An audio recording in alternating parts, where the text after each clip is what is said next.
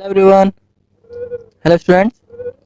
बेटा जैसा कि आप देख रहे हो आज की जो हमारी क्लास है उसमें हम टॉपिक करने वाले हैं discovery of nucleus and Rutherford atomic model. हमने लास्ट क्लास में थॉमसन एटॉमिक मॉडल और उसकी डिमेरिट्स पढ़ी थी। तो आज हम पढ़ने वाले हैं discovery of nucleus and Rutherford atomic model. तो पहले हम बात करेंगे कि डिस्कवरी ऑफ न्यूक्लियस कैसे हुई। क्या टॉपिक करने वाले हैं हम? डिस्कवरी ऑफ न्यूक्लियस की डिस्कवरी कैसे हुई। तो बेटा न्यूक्लियस की डिस्कवरी जो हुई कि कुछ पार्टिकल्स थे और उन पार्टिकल्स को हेनरी बैकरल नाम के साइंटिस्ट ने, यानी रेडियो एक्टिव पार्टिकल्स को, कुछ पार्टिकल्स का जो है ना, कुछ कंपाउंड्स थे। मैं स्टार्ट से बात करते हैं। कुछ कंपाउंड्स थे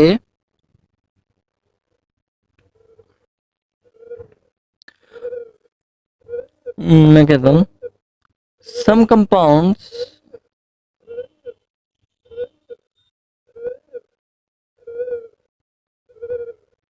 show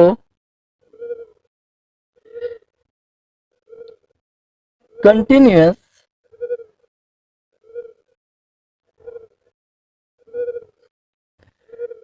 disintegration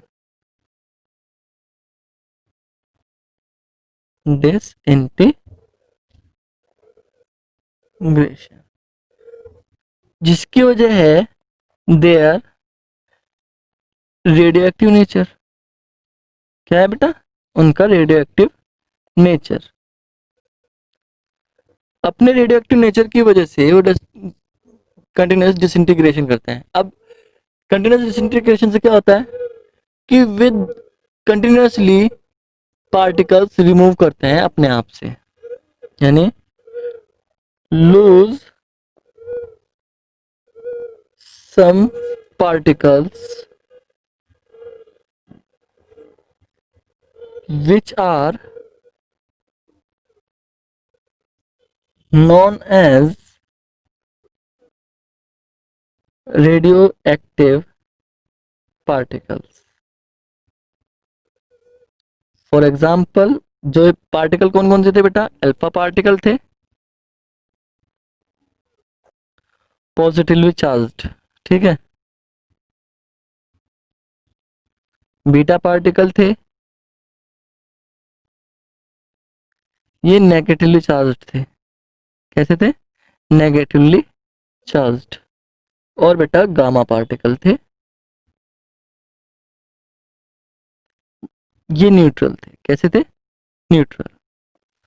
तो ये रेडियो एक्टिव पार्टिकल्स न्यूक्लियस की डिस्कवरी में इन्होंने हेल्प की। कैसे कि ये भी बताएंगे। फिलहाल इन पार्टिकल्स और इन्हें डिस्कवर करने वाले थे, discovered by Henry Becquerel. Henry Becquerel ने इन्हें डिस्कवर किया था। अब क्या था कि रदरफोर्ड ने क्या किया?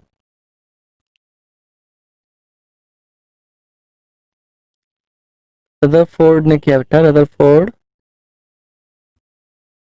ने took the gold sheet and alpha particles bombard on it. Rutherford का एक्सपेरिमेंट ये था कि उसने एक गोल्ड शीट ली, बहुत पतली सी, और उस पर अल्फा पार्टिकल्स की बौछार की। क्या क्या? अल्फा पार्टिकल्स की उसने उस पर बौछार की। अब अल्फा पार्टिकल्स की बौछार जब उसने की तो उसने देखा कि उसने कुछ ऑब्जर्वेशन निकाले। क्या ऑब्जर्वेशन उसने निकाले? उसने देखा कि भाई अल्फा पार्टिकल क्योंकि पॉजिटिवली चार्ज थे, तो उसने देखा कि बहुत सारे अल्फा पार्टिकल्स जो हैं बिल्कुल सीधे स्ट्रेट निकल जा रहे हैं। यस, बिल्कुल सीधे बहुत सारे अल्फा पार्टिकल्स सीधे निकल जा रहे हैं। यस, कुछ अल्फा पार्टिकल्स डिस्ट्रैक्ट होकर अपना जो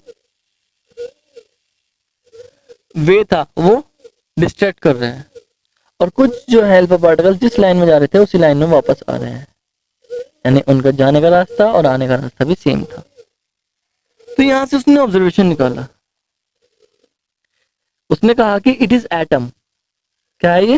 उसने कहा ये एटम है। उसने एटम को माना कि भाई ये जो अल्फा पार्टिकल है ये एटम की वजह से हो रहा है, अल्फा पार्टिकल्स बहुत छोटे होते हैं।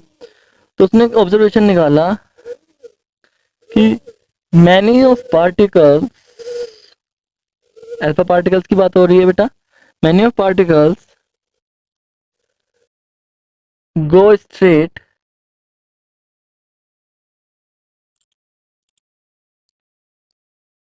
and do not show any diversion. ठीक है, कोई डाइवर्जन शो नहीं करते। इसने ये कंक्लूजन है ना, तो कंक्लूजन रिजल्ट क्या निकला? रिजल्ट निकला, ये तो कंक्लूजन था। उसका रिजल्ट क्या बताया उसने? रिजल्ट बताया बेटा, atom has large empty space in it, empty space in it. Okay, उसके बाद अगर हम बात करते हैं नेक्स्ट की, है ना भाई, नेक्स्ट की बात करते हैं। उसने कहा कि some of particles divert from their way, अपने रास्ते से वो डाइवर्जन शो करते हैं। उससे रिजल्ट क्या निकला कि in the centre of atom there is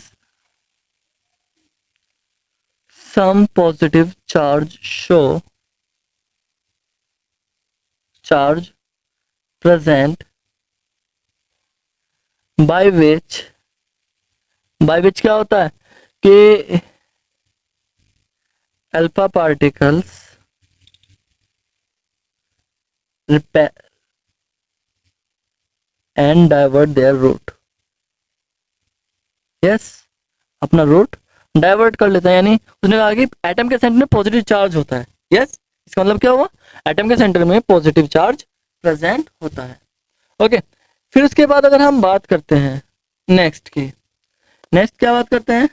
next उसने निकाला कि very small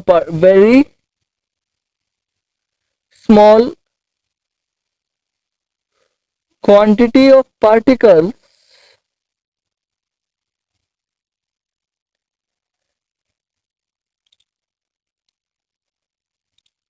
move back as they move forward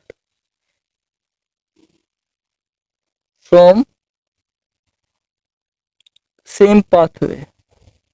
यानी वे उसी पाथवे से वापस आ जाते हैं जिस पाथवे से मूव कर रहे थे। यहां से रिजल्ट क्या निकाला? This positive charged center of atom contain solid mass। Yes, यानी इसने कहा कि सॉलिड मास भी होता है। फाइनली इसने जो फाइनल रिजल्ट जो निकाला, this very small condensed positive charged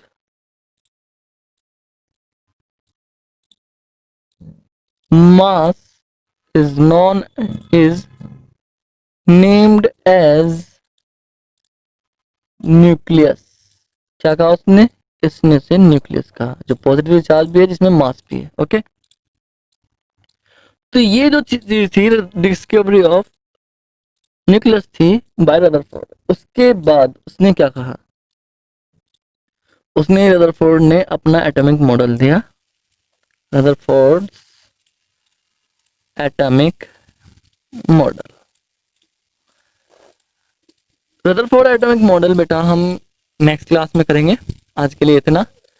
Rutherford atomic model आप थोड़ा सा पढ़ लोगे, उसके बाद ही आपको समझ में आएगा। इससे पहले पहले आप थोड़ा सा पढ़ लीजिएगा, उसके बाद आपको समझ में आ जाएगा। तो हम नेक्स्ट क्लास में डिस्कस करेंगे Rutherford atomic model. Thank you.